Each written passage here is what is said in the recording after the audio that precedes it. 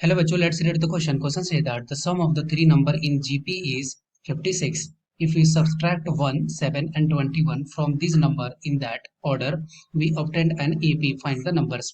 Okay, तो GP में है, उसमें से कुछ वैल्यू को सब्सट्रैक्ट करते हैं तो AP में कन्वर्ट हो जाता है, तो हमें उस नंबर को बताना है। इस क्वेश्चन को करने के लिए की कॉन्सेप्ट क्या हो जाएगा?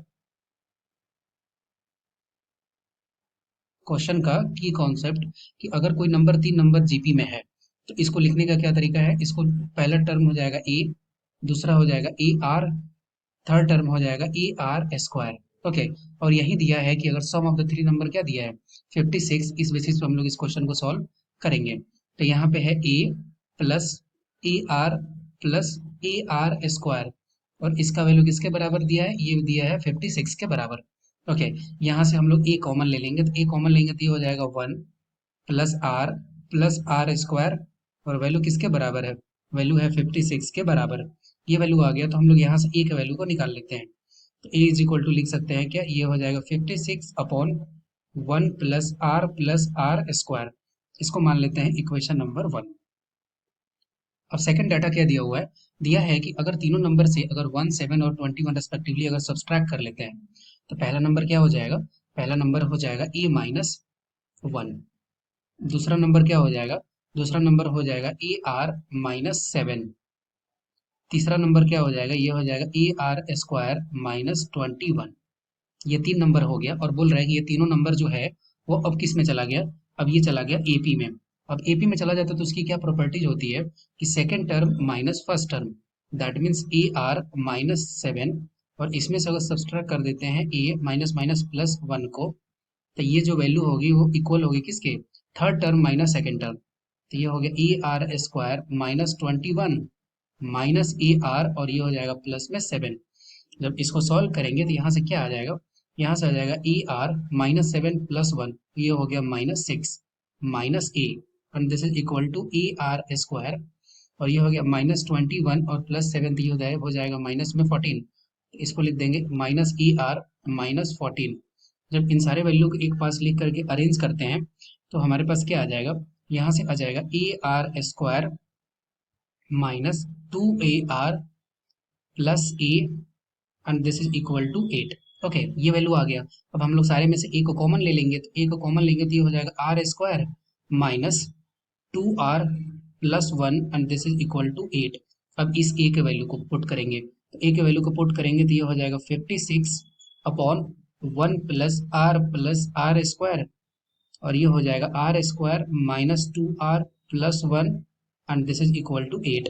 जब इसको सॉल्व करेंगे तो ये हो जाएगा 7 से जाएगा, और फिर हम लोग इसको क्या करेंगे, क्रॉस मल्टीप्लाई कर देंगे। जब क्रॉस मल्टीप्लाई कर देंगे तो ये हो जाएगा 7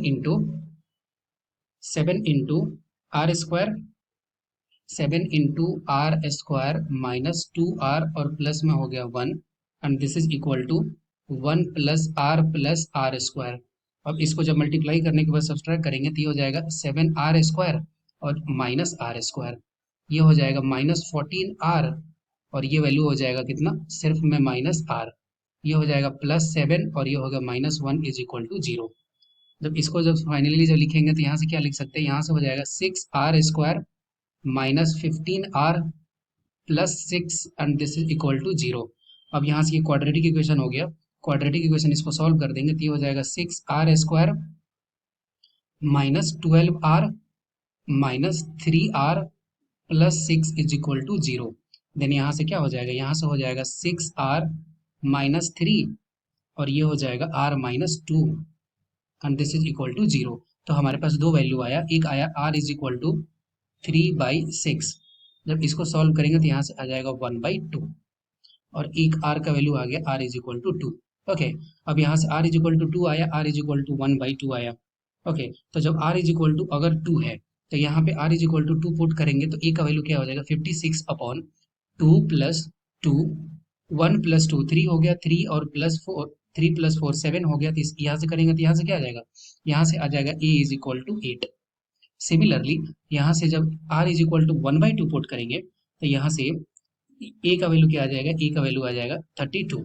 तो A का वैल्यू हो गया, R का वैल्यू हो गया, दोनों के करस्पॉन्डिंग अगर हम लोग बात करें तो यहाँ पे जीपी क्या हो जाएगा, दोनों के करस्पॉन्डिंग जीपी हो जाएगा अगर आर का वैल्यू 2 है, अगर आर का वैल्यू 2 है तो इसके करस्पॉन्डिंग जीपी का वैल्यू हो गया 8, 16, 32।